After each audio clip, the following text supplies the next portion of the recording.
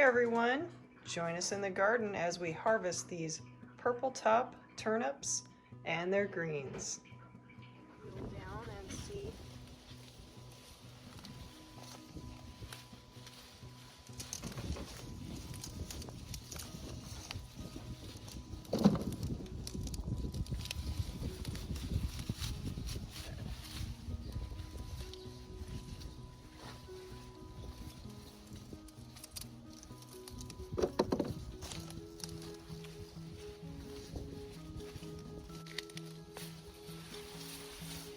Pretty nice. Not too big. I haven't gotten too carried away anyway. The cedar put them too close to dry. Yeah, but I thinned them a couple times. Nice one. Turnips.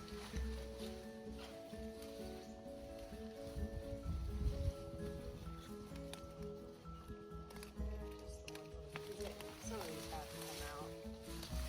Just not very big, but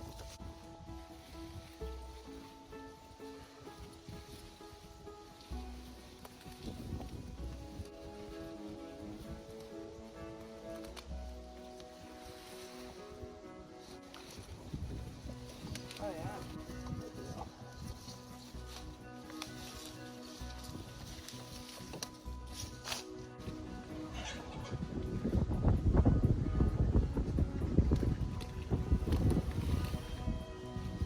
Yeah, so they're not quite as big as I thought they were.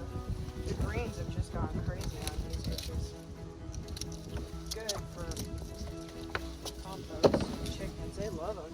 I didn't think they'd like them, but they love them. And they're good. You can roast the greens as well. The decent greens, you can roast them up. So we'll probably do some of that with some of these nice ones. Kind of like kale chips. You would just roast them. They don't take that long. You get them nice and crispy, season them up, and they're really good.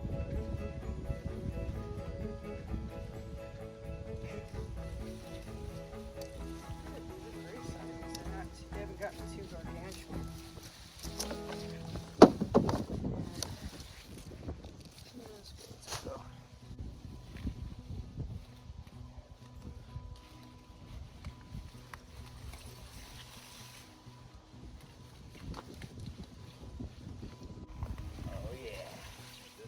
Oh wow, see now that's what I would figure we'd find more of. Nice. Right.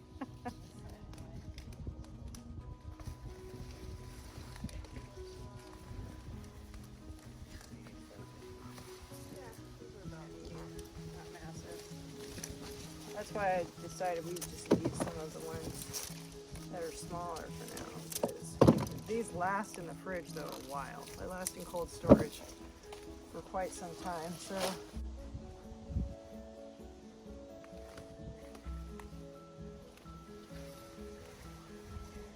let some light in.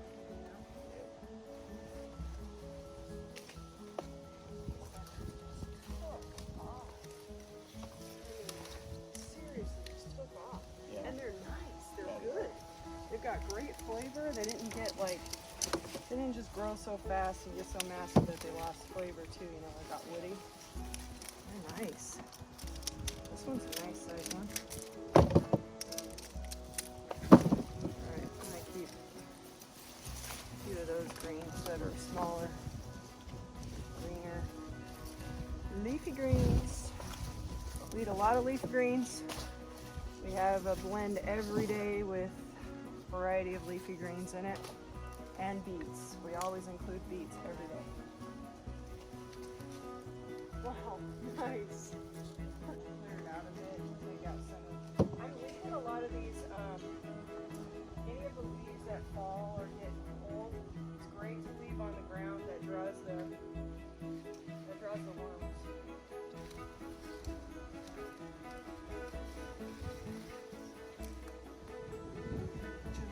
Yeah, and you need that there's like 3 at a time, 2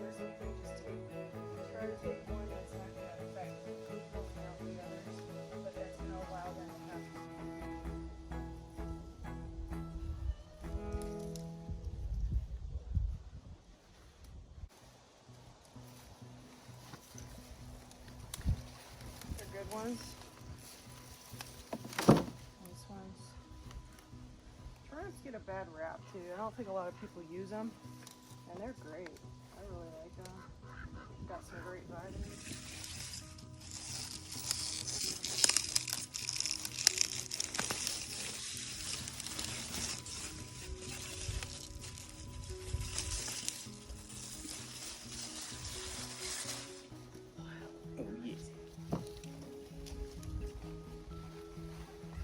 So these ones that are more flat, that's where the ground has been more compacted, because these are brand new beds that we're working to amend and kind of get a little bit more fertile.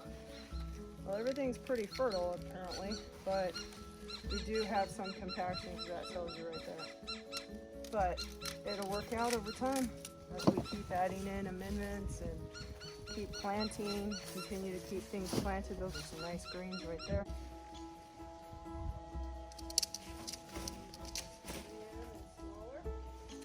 But this is good. We get these big ones out of here. We'll clear it out a bit, take out some of. We get a lot of these. Any of the leaves that fall or get old, it's great to leave on the ground. That draws the worms.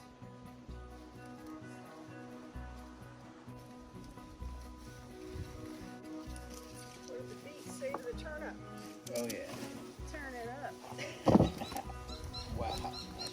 Those are nice, eh? Nice. Right. Turnip just in time. We planted these in August. I want to say early August. And we have harvested some off of here, and I have taken and thinned them over time to give some to the chickens, because they just love the greens, and I'll take out small bits, and they'll eat some of the turnip too, and they're small. But so we've been kind of just eating off of it here and there. So we had a lot of seeds come down. We tried the earthway cedar this time on this bed, and it worked really well, but it does put down a lot of seed, and you do have to thin. And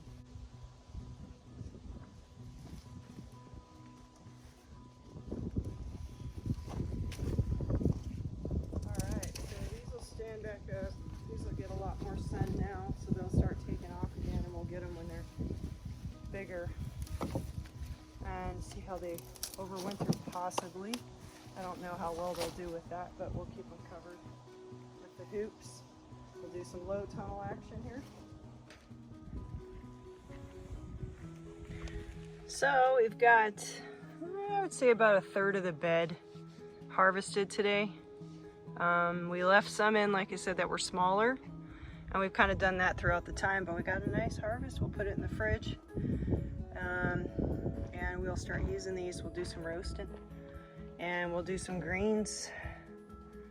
Yeah, we'll roast some greens up like kale chips. That'll be nice. So turnips, you want to wash them off right away. You want to cut the greens off right away. The same with beets, because the greens will leach nutrients and such from the turnip as it sits. So if you were to just store these in the fridge without taking the greens off, you would get mushy. It would get soft on you real quick, and they wouldn't store as long. And if you leave them out, and especially if you leave them out with the greens any length of time after pulling them, you'll find that they get real squishy. The same with beets, and they just basically are not that good anymore. They're not fresh. So they will stay fresh if you wash them off, let them dry, pat them dry at least, put them in the fridge, and if you put them in a container, like say with a damp cloth on it, and then just keep them in your crisper in your fridge or in cold storage, you'll find that these can store like 4 or so months. I've even had them store up to 6 months. So these would last you all through winter. It's one way you'd have a sustainable source of carbohydrates and nutrients to put in soups, especially if you for some reason didn't have access to potatoes. It's kind of a substitute for potatoes. I wouldn't say they're the same nutrient profile by any means exactly, but they do have potassium. Potatoes have much more, but these do have some potassium and they have some great vitamin content, vitamin C and such. So, you know, it's a good way to add them into soups. They taste great. They kind of have the consistency of carrots when they're in a soup.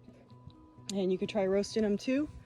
There's all kinds of recipes online. So, you know, turnips are super easy to start, super easy to grow, and the same with radish. Radish are another thing, and so are beets. Actually pretty easy, not quite as easy to grow. We got beets over here. We're going to be harvesting some of those next.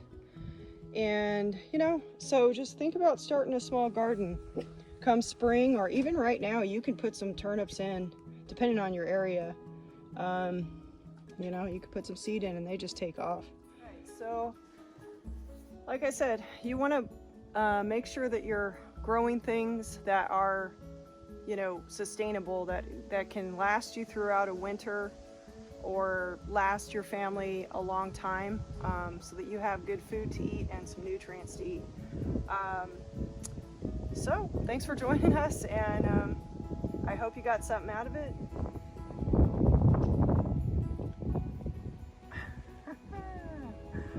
Check out little Clover. New Clover hanging out with the turnip greens.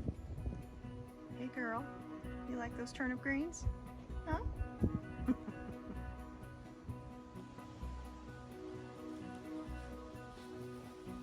Alright, doing some beet harvest. Woo, look at that one. It's a beaut.